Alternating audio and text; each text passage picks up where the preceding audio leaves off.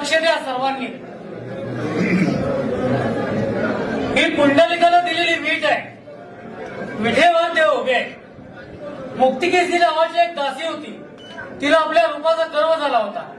जेव्हा ती देवाच्या दर्शन झाली तेव्हा देवाने तिच्यापेक्षा नाजूक रूप घेतलेले.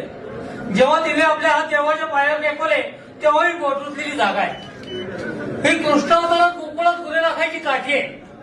हा पितांबरचा सोगा आहे. हा वासनिवेलाचा कतोड आहे. डाव्या हातामध्ये शंख आहे. उजव्या हातात कमल पुष्प आहे. ही ब्रह्मदेवाने जन्म घेतलेली जागा आहे. हे अर्धांगिनी रुक्मिणीवासना स्थान आहे. हे मृगलांचन आहे. हा कौस्तुभमणी आहे. हे मकराकाल कुंडल आहे आणि शिवाकाल मस्तक आहे.